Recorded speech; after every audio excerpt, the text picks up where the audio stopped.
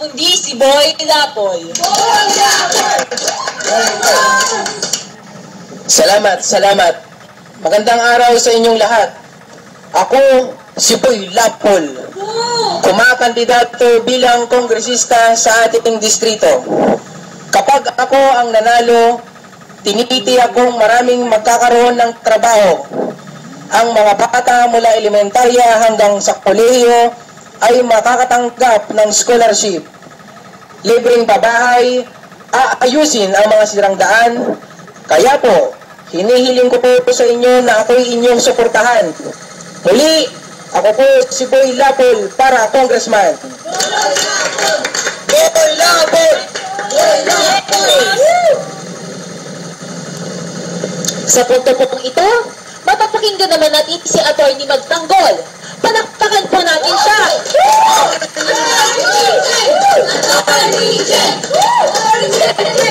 Magandang umaga po sa inyong lahat. Ako po si Atty. Cheng Magtanggol, kumakandidato bilang kongresista sa ating distrito.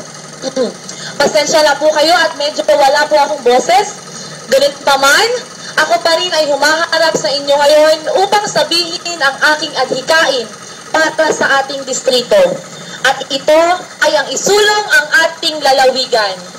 Naniniwala po ako na hindi lahat ay nababayaran.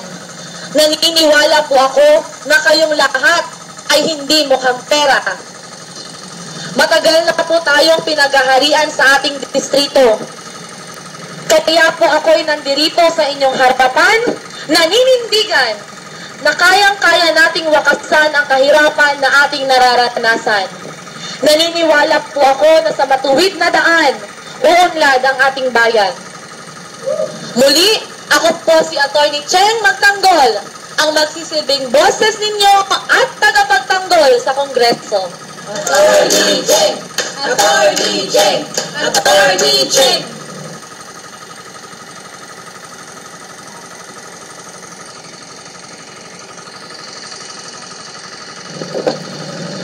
Magandang araw po sa ating mga barangay tanod, PHW at mga barangay kagawad.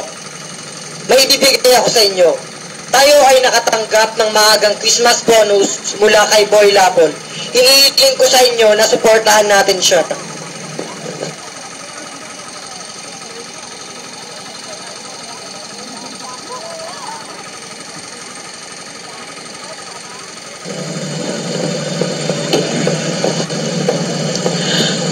Habol ng bayan, Boy Lapol, 100,976 na boto. Atty. Cheng Magtanggol, 89,676 na boto. Naku, nanalo na naman ang grupo po ni Boy Lapol dahil sa nangyaring maruming proseso ng eleksyon. Paano na kaya ang mga maralitang kagaya ko? Magagampanan kaya niya ang kanyang tungkulin?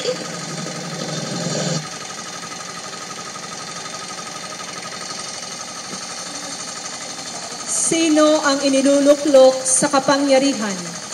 Ang gumagawa ba ng matuwid kahit ito'y hindi nakakatuwa sa paningin ng mga makasariling mamamayan o ang gumagawa ng palabas para hangaan ng karamihan? Sa pagpili kay Barabas ng karamihan, ay kitang-kita talaga na hindi sila nag-isip ng kung ano ang makatwiran. Marami ang pumipili ng mga kandidato na may pera kaysa sa mga kandidato na may paninindigan.